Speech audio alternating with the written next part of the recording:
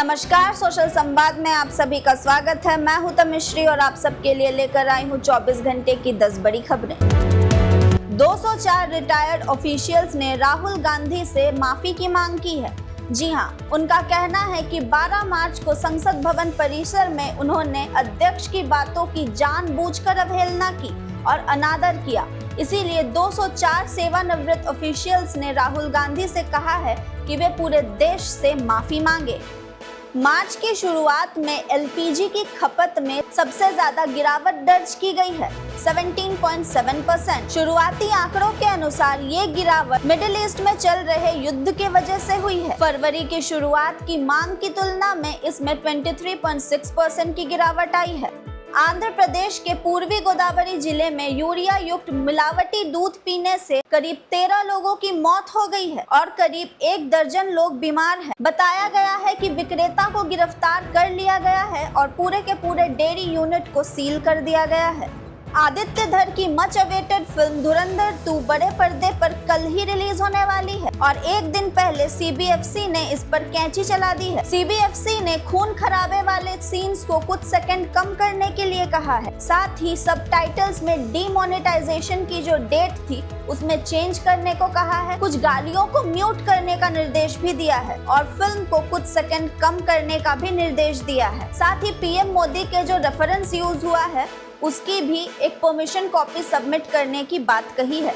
अगली खबर है एंटरटेनमेंट इंडस्ट्री से। जैसा कि आपको पता है, सर्कस चुनर वाला गाना YouTube से डिलीट कर दिया गया है, लेकिन बाकी सारे लैंग्वेजेस में ये गाना अभी भी अवेलेबल है और इस पर अब एक्ट्रेस नोरा फतेही ने खुलकर बात की है। उन्होंने कहा है कि उन्होंने इस गाने को कन्नड़ भाषा में ही शूट किया था और क्योंकि उन्हें कन्नड़ नहीं आती इसलिए उन्हें पता नहीं था कि लिरिक्स में क्या बोला जा रहा है। जो भी ट्रांसलेटर ने बताया उन्होंने वही माना और उन्हें ये लगा ही नहीं कि ये कोई अश्लील गाना है। जब उन्होंने हिंदी वर्जन सुना तब उन्हें पता चला और साथ ही उन्होंने फिल्म मेकर्स और प्रोड्यूसर्स को इसके लिए जिम्मेदार ठहराया है और साथ ही आरोप लगाया है कि ऐसे बहुत सारे सीन्स हैं जिनका अप्रूवल उनसे नहीं लिया गया है।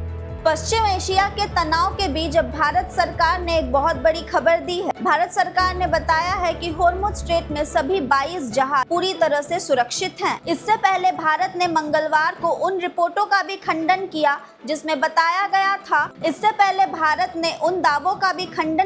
जिसमें बताया गया था कि ईरान ने अपने टैंकरों के साथ भारतीय जहाजों की अदला बदली की है। लगता है अब MS धोनी नंबर 7 वाली जर्सी से नहीं खेलेंगे। दरअसल उन्होंने एक सोशल मीडिया पोस्ट शेयर किया है जिसमें एक ब्लू कलर की जर्सी दिख रही है जिसमें नंबर 8 लिखा हुआ है और जैसा कि आप सब जानते हैं कि धोनी का जर्सी नंबर 7 है और उन्होंने उस पोस्ट में लिखा है कि अब वो 8 वाली जर्सी में नजर आएंगे, लेकिन अभी तक कोई ऑफिशियल कंफर्मेशन इसकी नहीं है और कुछ क्रिकेट एक्सपर्ट्स का कहना है कि ये कोई ब्रांड का प्रमोशन हो सकता है या फिर कोई मार्केटिंग स्ट्रैटेजी, पर उनके फैंस इस पोस्ट से अचंभे में हैं। चेक बाउंस मामले में बॉलीवुड एक्टर राजपाल यादव को बड़ी राहत मिल गई है। कोर्ट ने राजपाल यादव की जमानत को 1 अप्रैल तक बढ़ा दिया है और खबरों की माने तो राजपाल यादव ने कुछ अमाउंट ऑलरेडी सबमिट कर दिया था। इसलिए कोर्ट ने कहा है कि क्योंकि पहले ही कुछ अमाउंट मिल गया है इसलिए ये मामला यहीं खत्म होता है। मिडिल ईस्ट जंग को रोकने के लिए अब चीन सामने आया है।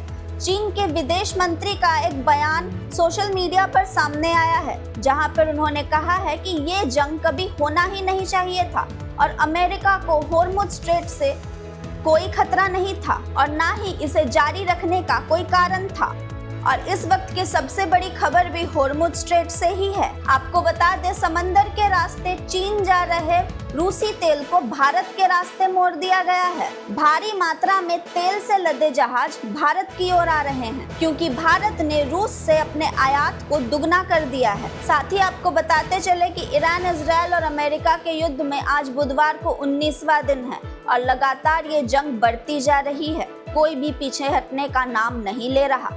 तो ये थे 24 घंटे की 10 बड़ी खबरें। आपको कैसी लगी हमें कमेंट में बताएं और देखते रहें सोशल संवाद। अपने सहयोगी आनंद के साथ मैं तमिश्री, धन्यवाद।